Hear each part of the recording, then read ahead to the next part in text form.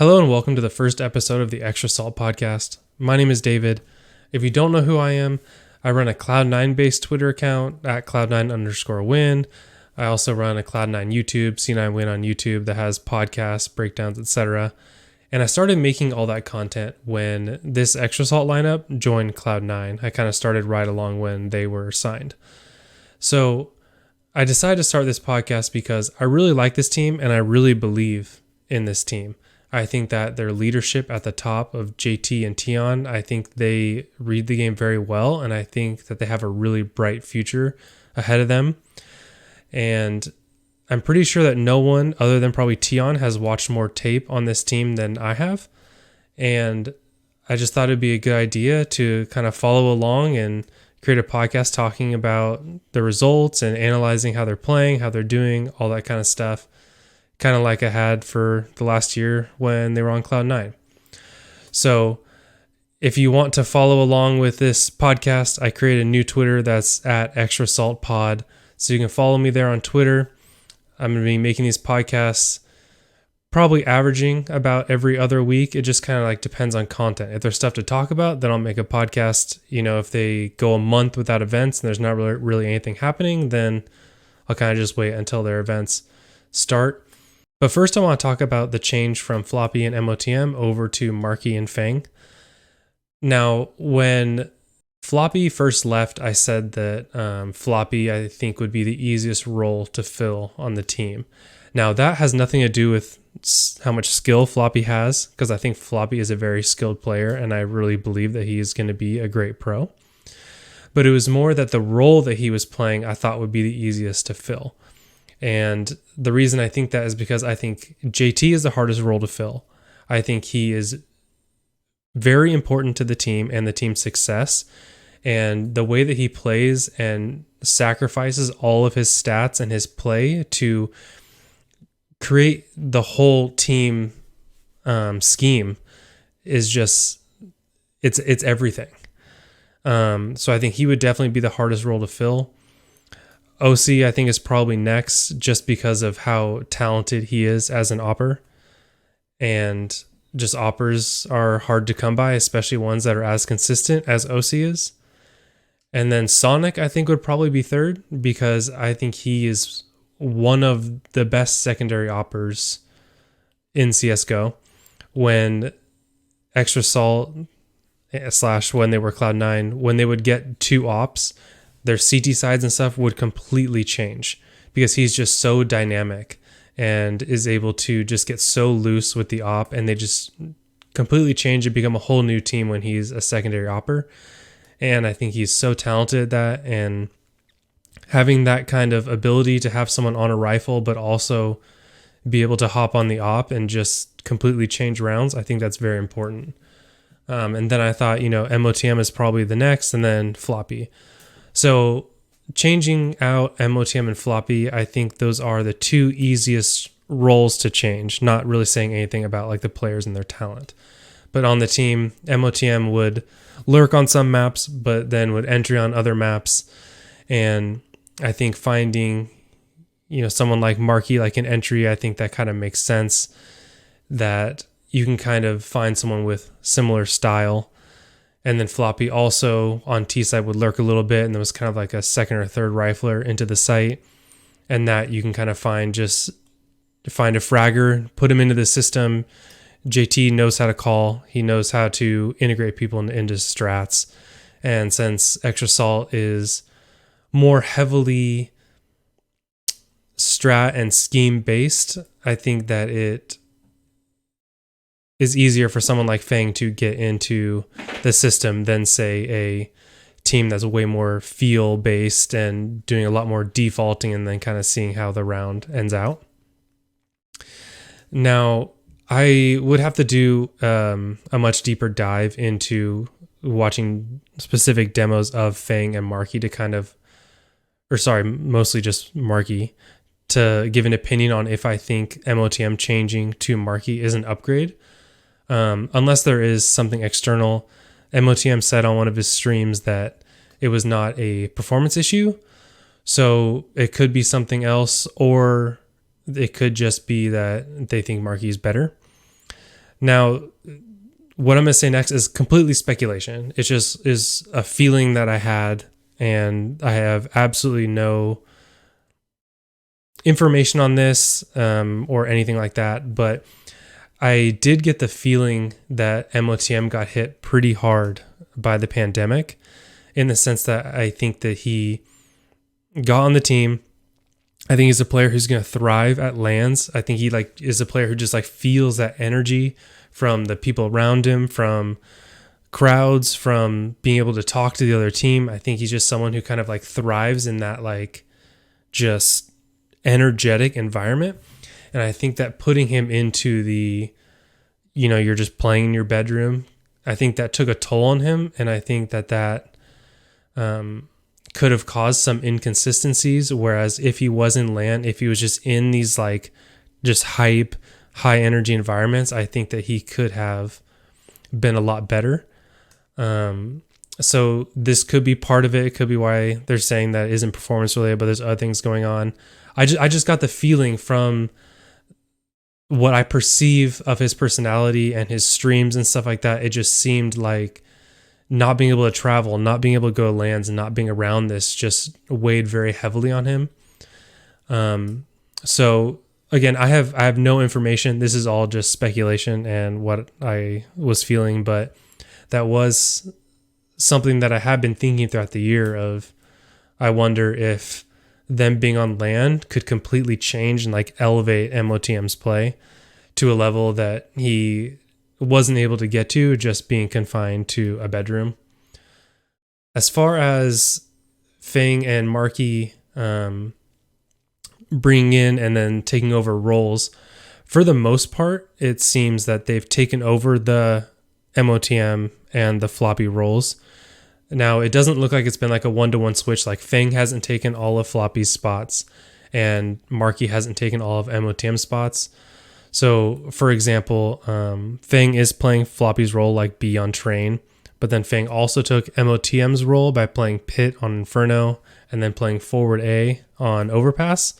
So it isn't a one-to-one, but it does seem like those two have filled in the same roles for the most part, just kind of splitting which one they think. And they also have made some role or position changes since being on Cloud9. Two of the ones that stick out to me are Sonic is now opping mid on Inferno, and OC is now on B site. And then the other one is moving JT to ramp and putting Sonic on A site on Nuke. And I think that both these are very good moves. And the reason I think Sonic opping mid on Inferno is a good move is because when you look at Sonic and OC as oppers, OC is one of the most consistent oppers I've ever watched. He hits every shot that he should hit. And, well, I won't say every. He hits literally almost every shot that he should hit. And that's so important. And that's actually not very common, and something that has really pushed him to the next tier.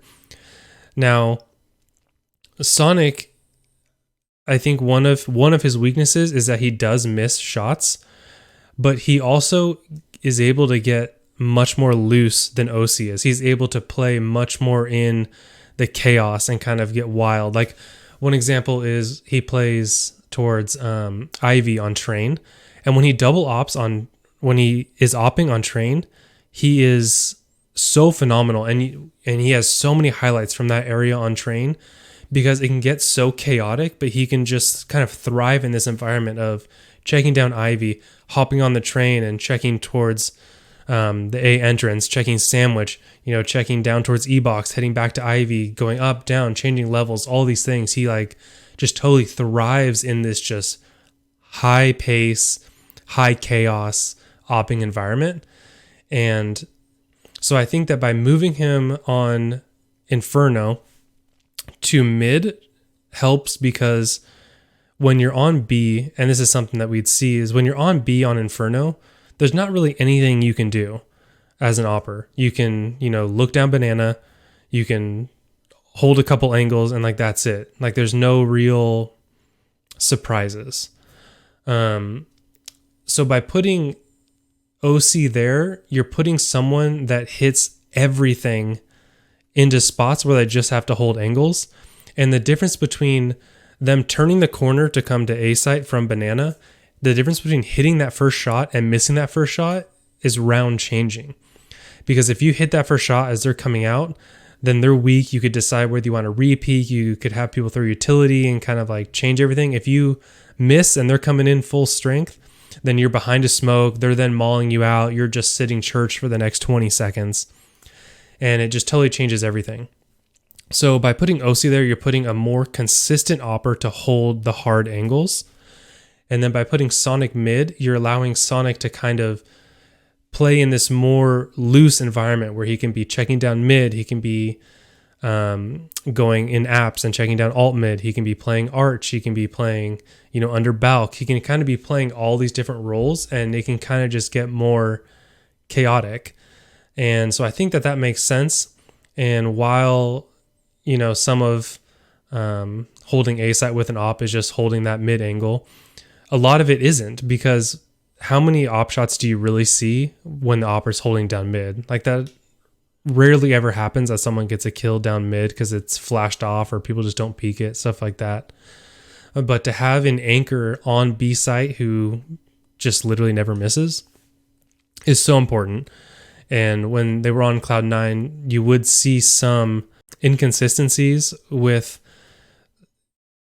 Sonic sometimes missing those shots. So I think that that's a really good move to do that.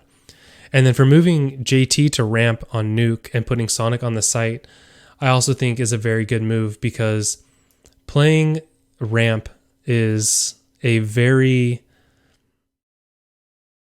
I would say it's a more kind of like cerebral, you have to make more decisions spot, because playing ramp, the most important thing is to stay alive. If you get a kill, that's great. If you get 2 kills and you die, that's worse than getting no kills and staying alive. Because if you are playing ramp and they rush or whatever, and you get 2 kills and then die, that still leaves them at 3-on-4 with the entire B site wide open. Where if you get no kills and stay alive, then you're then down on B site. You're able to use your utility to slow them down. They can then rotate from A down vents, or they can rotate outside down. And it buys so much more time. So by putting JT in this position where he can be kind of listening, seeing what's going on, seeing what the team's doing, and then doesn't necessarily have to get all these frags, and kind of can just play more like the mind games, play more the scheme, and kind of like think of a more overhead view, I think that is a great spot. So he can just play there, get a kill, get out, or just get out and kind of just slow everything down. And then you put Sonic on A, where there can be lots of chaos. There can be, smokes, mollies everywhere, them bursting through doors, them rapping, all that kind of stuff. So you put Sonic in an environment that he's very comfortable in, which is just kind of thriving in the chaos. And then you're also putting a strong rifler on A site. Not that JT can't frag, but in the scheme of things, Sonic is typically doing more fragging. So you're putting a better fragger on A site, and then you're putting JT, who can be more cerebral and kind of play for the round rather than playing for kills, in a spot where that's the most important. So I think that both of these moves are smart and make sense. And I will have later podcasts talking about what I think about Fang and Marke specifically. I just need to dive into a little bit more tape and like actually watch from their point of view. But I also feel like for the roles, it seems like Marke has gotten more of the anchor roles on CT side, where Fang has gotten more of the kind of aggressive roles. Like Fang is playing outside on Nuke, where, obviously you can kind of get aggressive and do things. And then he's also playing forward on overpass, where you can kind of push fountain, or you could even push playground, or you can kind of decide to fall back, and kind of is just more fluid. Whereas Marke's playing B on overpass. So I am curious if that is by design to specifically put Fang in these like more loose environments and then put Marke to hold the sites. So I'll kind of get more into that in coming podcasts when I get more of an opportunity to actually watch their point of view and watch more of their demos. But as of right now, Extra Salt is ranked 21 in the world. And if you look through the list of teams, I think that it's kind of where they deserve to be. I think it's hard to put them higher because they're not really playing against any of the teams above them. And like, let's just be real that all those teams above them are all playing in Europe where all the best teams are, and they're all playing each other. And the competition that Extra Salt has been playing like isn't really comparable to what's kind of happening in Europe. So I think that 21 is a good spot, and I don't think that they'll be able to get above that until, their next Europe trip, which is their next event. So if they go and they perform, they easily could rise in the ranks. And even if they go to Europe and do like, okay, I could see them still rising because they're at least going to be playing some of these teams. So if they can upset some of these teams, then it'll give them reason to rise versus playing kind of the same NA teams over and over again. Extra Salt is playing really well. But I think that the stats are a little inflated because we're obviously the best team in NA, and I think that we should be. And I think that the team is much better than playing in ESEA Premier leagues and those kind of teams. And so I think that some of their stats are inflated. I love OC, but him being the highest rated player for the last 3 months on HLTV, I think a lot is because he's just literally the best opper in NA, and it's not close. So again, it'll be curious to see what they do in Europe, but they also just have to play who's in front of them. And the fact that they are beating all these teams in front of them consistently is not an easy feat. To play the same teams over and over and over, they're going to be able to counter-strat you. All these teams still have good players, and things can just happen. I mean, you see this in like any sport, NBA, baseball, whatever. When you play the same team a bunch of times, like things can change. Your mentality can change. They can find a counter-strat that works, 1 or 2 times and upset you. But Extra Salt has been so consistent, and that's really impressive. And you got to give them props for winning all the matches that they should, because that's still not an easy thing to do. Now, I know that Extra Salt doesn't lose qualifiers. Like, that's like their thing. They are 4-0 with Extra Salt in qualifying for events. On Cloud9, they only lost 1 qualifier, and that was their very last one before they were kicked from Cloud9. So they're 9-1 overall since I've been following them in qualifiers. And so they just don't lose. They just don't lose qualifiers. It's pretty crazy. But they do seem to be much more consistent at beating the teams that they should. Now, the teams that they were playing on Cloud9, you could consider that they were better. But when they were on Cloud9, they were a little more inconsistent. Like, they would beat Gen G, but then lose to like a worse team like Havu. But then they would beat Evil Geniuses, but then they would lose to Gen G. And one thing that they struggled with especially was they would get anti-eco'd a lot. And so there was a lot of maps where they would lose close maps, but they would end up losing like a 5 to 6 round swing, because when they should have won an anti-eco, which then put them on a full eco, like on a double save, they then lose that. It breaks their money, and then all of a sudden they're double saving instead of the other team double saving. Things like that. So it seems like they're starting to get much more consistent, and that makes sense. Something that I preached when they're on Cloud9 was just begging everyone to give this team time. Like, they're so young, and they have really good strats. They are a really good team. They just need to make all the mistakes that young teams make. That's just kind of how things work. You can be told so many things, you can be shown so many things, you can have so much, pug experience, but until you're in the big leagues and you see what you can get away with and what you can't, then you don't know. And so, they'll try things, and then they'll learn with every match or every anti-eco or every loss or win. They'll learn like, okay, this is what I can get away with at the highest level. So as they have more time, this team is just going to get better and better and better. One thing that was interesting when watching the voice comms video was hearing Tion in the comms actually quite a bit. I mean, why not? That's something they can do right now, and like, who knows what's happening with the coaching position. If it's something they can use and they can win and get qualifiers and get to Europe, then they should. I think there's something to be said for teams that just let the IGL do their thing, because then it's more practice for when it's going to be LAN, when the coach isn't going to be able to talk. But at the same time, like, I think Tion and JT are kind of becoming this like hive mind. Like, you see them like work together all the time. I think they're very much on the same page based on like the conversations that I've had with them. And so I think that him being in the comms and calling out players or calling out things, I think that if it helps, then they should do that. And then when they get to LANs, then they'll change. And I think JT will have no problem taking over, and I think that their communication will have no problem doing that. So I just something I thought was interesting to note. But I am curious if they will start to phase that out, or if they're just going to write it until LANs happen. I'm not going to talk about a lot of the matches because so many matches have passed, and it's not really much interesting to talk about right now. But I thought they did show really good composure versus pain to lose the first map and then to come into the second map, train, like T side, like JT's T sides on train. They're incredible.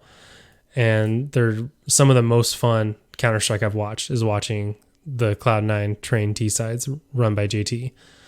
So to go through, and then I think they lost 11-4 on their T side, and then to still be able to hold in, win that map, and then win the thing to make it to Blast. I think that shows great composure. It would have been nice if Sonic played like a little bit better on Nuke. Like if he went 30-0, like then I'd be impressed. But like 23-0, like I don't know. We'll see.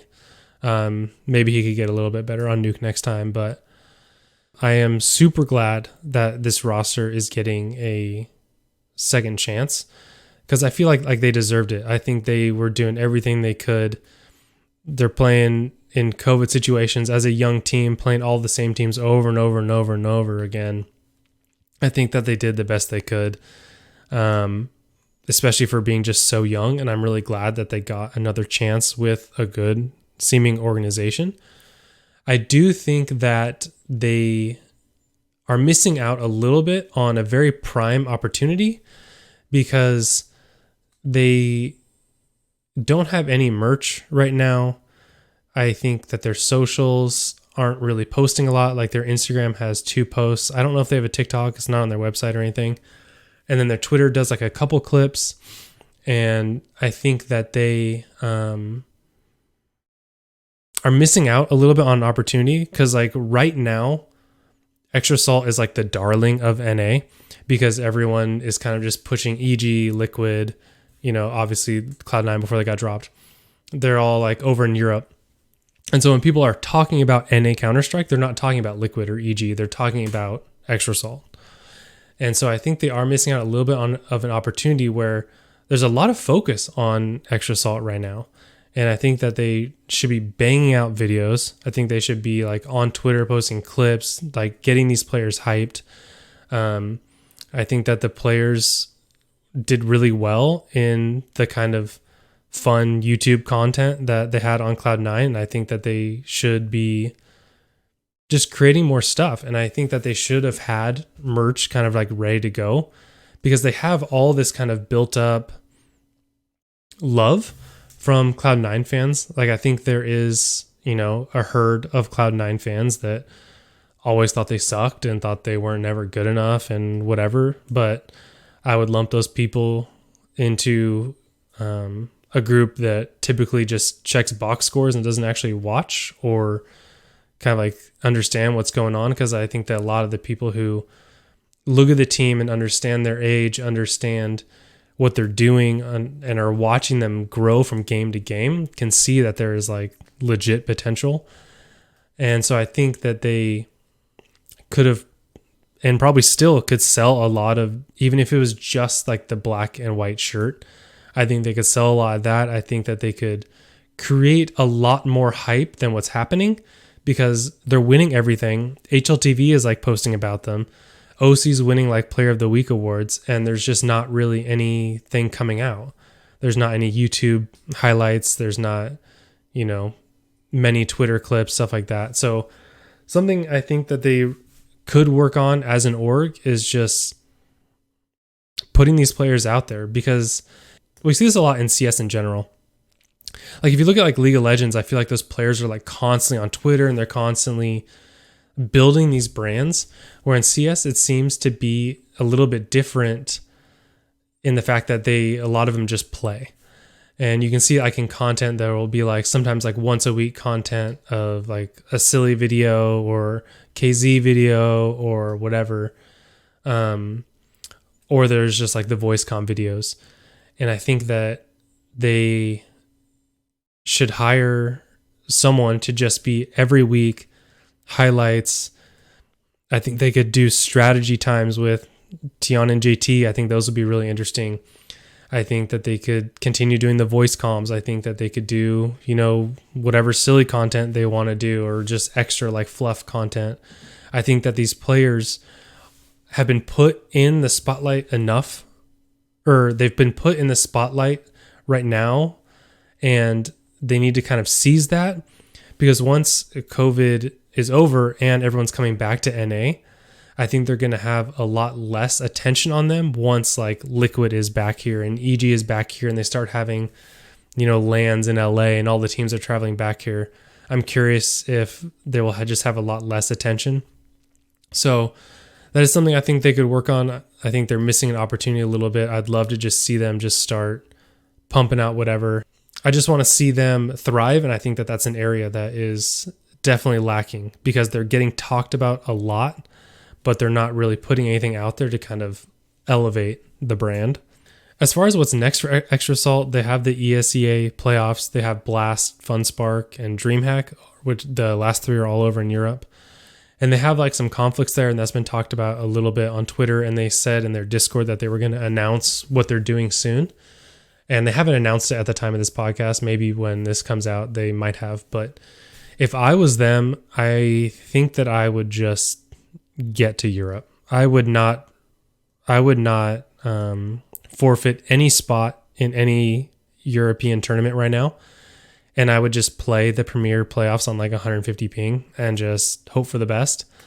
I think that pushing, getting into Pro League to the next season, I find that more okay than like skipping Blast or something like that, because I think this team needs to start playing some of these big teams, and Blast has Astralis, Gambit, Vitality, Spirit, G2. Like, I think they should start playing all these teams and like, let's see where they're at. They're way better than all these Premier teams, and they'll have better chances to do it next time if they want to. But if they can get to Europe and do well in these, then they could get more invites to more tournaments and kind of just like, I think it kind of snowball from there. If they decide to go to Europe late, then I think that that's lowering their opportunity to play against these top teams and show what they have. And if they go late and then don't perform, and then they lose a tournament where they could look good, then they could lose invites, like all that kind of stuff.